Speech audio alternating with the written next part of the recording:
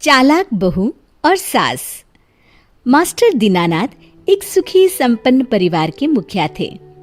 पूरे गांव में उनके व्यवहार और आदर्शों के चर्चे थे। उनके घर में उनकी पत्नी, 2 बेटे, 1 बहू और 1 नाती था। माँ जी, मैंने दाल चावल बना दिए हैं, आप बस सब्जियां और रोटियां बना लीजिएगा। मैं चिंटू का होमवर्क करवाने जा रही हूँ। ठीक है बहू, जरा जल्दी करना, उमेश कॉलेज से आने ही वाला है। जी माँ जी। चिंटू इधर आ, चल मुझे ABCD लिख के दिखा, स्मॉल वाली। इतना कह के वो कमरे में चली गई। अब मेरे देवता भी नहीं जाने वाले, मैं तो आराम से टिकटॉक बनाऊंगी, बिंदास।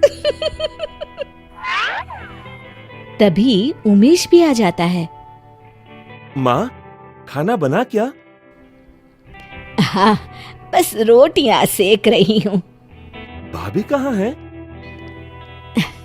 चिंटू को पढ़ा रही है। मैं लगाती हूँ ना खाना, बस 5 मिनट रुक जा। ठीक है माँ, मैं हाथ मुंह धोकर आता हूँ। ये बातचीत घर का बड़ा बेटा दिवाकर सुन रहा था। वो अपने कमरे में गया। रत्ना, ये क्या है? क्या क्या है? तुम मोबाइल चला रही हो, पहले खाना बनाना चाहिए ना।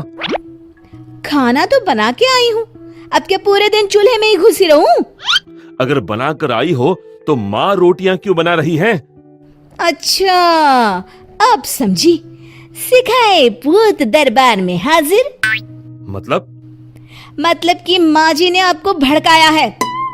रत्ना, माँ ने कुछ नहीं कहा, मैंने खुद देखा है। मालूम है।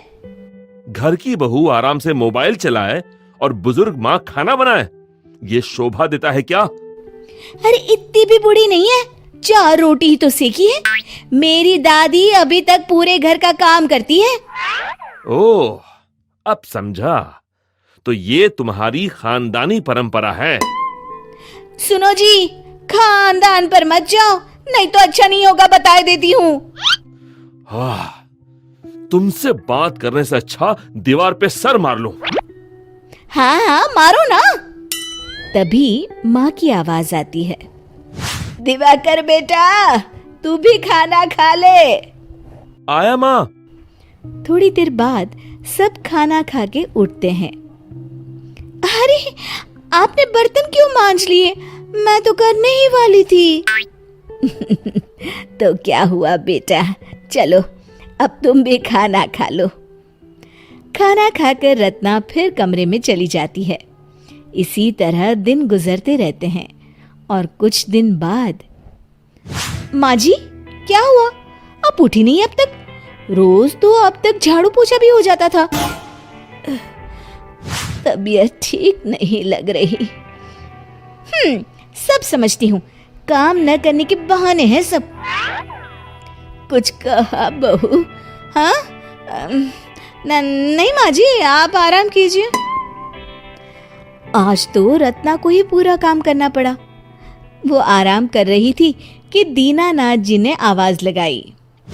अरे बहू, घर का ध्यान रखना, मैं तुम्हारी माँ जी को डॉक्टर के पास लेकर जा रहा हूँ। जी बाबूजी। शाम को दीनानाथ जी अखबार पढ़ रहे थे। अब बहू, 1 गिलास पानी तो देना। ये लीजिए। क्या कहा डॉक्टर ने? पीलिया बताया है, कहा है ज्यादा बढ़ गया है, 1 महीने तक कंप्लीट बेड रेस्ट करना होगा। मन ही मन रत्ना सोचती है, हाय, अब तो मैं मर ही जाऊंगी काम कर करके। बस उसी दिन से रत्ना ने दिवाकर के कान भरना शुरू कर दिया। आज सुबह से सांस लेने तक की फुर्सत नहीं मिली। हे भगवान, मेरी कमर। हाँ, इस समय तुम फिरकी बनी हुई हो। अच्छा, तो पहले क्या मैं पड़ी पड़ी खाती थी? मेरा वो मतलब नहीं है रत्ना। मतलब मैं अच्छे से समझती हूँ जी, तुम्हें मेरी फिक्र ही कहाँ है। अरे भगवान, ऐसी बात नहीं है। अच्छा लाओ, मैं मालिश कर देता हूँ। अगर ऐसी बात नहीं है तो अलग क्यों नहीं हो जाते? माँ की तबीयत ठीक होने दो, फिर देखता हूँ। कुछ दिनों बाद रत्ना वही बात छेड़ती है। अब तो माँ जी की तबीयत ठीक है ना, बात कीजिए तो। उमेश की शादी के बाद देखते हैं। नहीं, अभी बात कीजिए, मेरे भी कुछ अरमान हैं। यहाँ तो सिर्फ काम वाली बाई बना कर रखा है। ठीक है बाबा, आज ही करता हूँ बात। शाम को दिवाकर हिम्मत करके माँ बाबूजी के पास जाता है। माँ, बाबूजी, हाँ बेटा, बोलो। वो बोलो बेटा। माँ, मैं ये कहना चाह रहा था कि मैं रत्ना, मेरा मतलब इस समय काम कुछ ज्यादा है तो।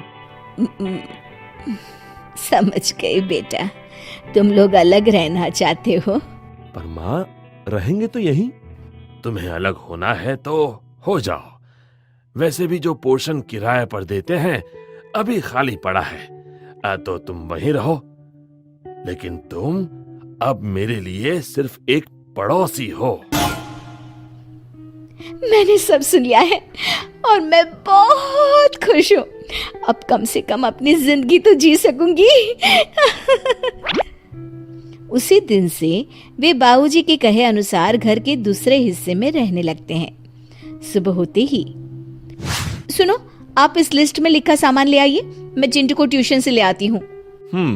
अब दिवाकर सुबह ड्यूटी पर चला जाता और चिंटू को स्कूल छोड़ने, लाने, खाना, बर्तन, झाड़ू, पोछा, सारे काम रत्ना को अकेले ही करने पड़ते हैं।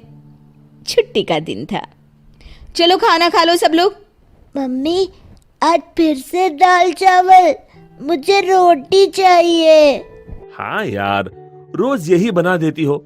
हे राम, तुम लोगों को खाने की पड़ी है, यहाँ मर गई।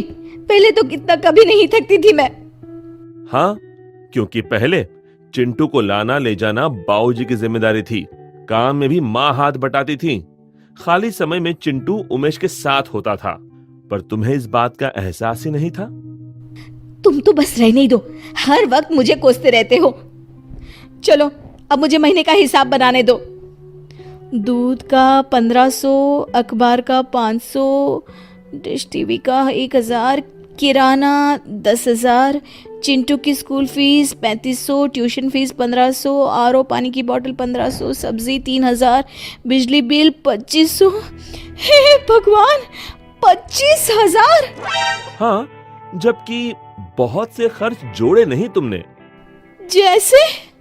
जैसे पेट्रोल, घूमना फिरना, मोबाइल रिचार्ज, कपड़े लत्ते, आए दिन चाट, कुल्फी, पकौड़ी, दवाई वगैरह। पहले इन सब की कोई चिंता नहीं रहती थी, क्योंकि बाबूजी भी कुछ पैसे मिला देते थे। कुछ दिन बाद अकेले सारा काम और जिम्मेदारी के चलते रत्ना बीमार हो गई। एक दिन कपड़े फैलाते समय, चिंटू आज स्कूल नहीं गया, छुट्टी है क्या? नहीं दादी, मम्मी की तबीयत खराब है। पापा भी बिना नाश्ता किए ही चले गए। अरे आजा बेटा, तू पहले खाना खा ले। चिंटू बड़े चाव से जाता है और दादी के हाथ का खाना खाता है। बहुत अच्छा खाना था दादी। अच्छा मुआ मेरा प्यारा बच्चा। ये ले, ये खिचड़ी अपनी माँ को दिया। दादी, ये तो बहुत गर्म है। अच्छा ठीक है, तू रहने दे, मैं ही दे आती हूँ। रत्ना के घर जाकर वे देखती हैं कि पूरे घर में कपड़े, जूठे बर्तन, जूते, चप्पल फैले हुए हैं। अरे घर का क्या हाल बना रखा है बहू। अरे माँ जी, आप आइए ना, बैठिए। बैठी रहे, पहले ये खिचड़ी खा, तब तक मैं घर ठीक कर देती हूँ। 1 घंटे में ही घर चमकने लगा। ला बर्तन दे, शाम को सबके लिए खाना भेज दूंगी। माँ जी, मुझे माफ कर दीजिए माँ जी, मैंने आपको गलत समझा। ये कहते हुए वो सासू माँ के पैर पकड़ लेती है। कोई बात नहीं बेटा, गलती इंसान से ही तो होती है, और तू तो मेरी बहू है। तब तक दिवाकर भी ड्यूटी से लौट आया। पर यहाँ का माहौल देखकर छुप कर देखने लगा। पत्नी को बहुत देर से गायब देख दीनानाथ जी भी उसे बुलाने आए हुए थे। माँ बाबूजी को घर पर न देखकर उमेश भी वहीं आ गया और अंदर का नजारा देख वहीं खड़े हो गए। सासू बहू का भरत मिलाप हो गया। हमें माफ कर दीजिए। बेटा, सुबह का भूला शाम को घर आ जाए तो उसे भूला नहीं कहते। चलो, तुम्हारा घर तुम्हारा इंतजार कर रहा है। और उसके बाद सब खुशी खुशी पहले की तरह एक साथ रहने लगते हैं। शिक्षा: हमें हमेशा बड़े बुजुर्गों का सम्मान करना चाहिए और हमेशा मिलजुल कर रहना चाहिए, क्योंकि मुसीबत में अपने ही काम आते हैं। दोस्तों, हमें उम्मीद है कि आपको हमारी ये कहानी पसंद आई होगी। कृपया हमारे चैनल को सब्सक्राइब करें और सभी अपडेट्स के लिए बेल आइकन जरूर दबाएं। और हाँ, वीडियो लाइक और शेयर करना मत भूलिएगा। Bye bye.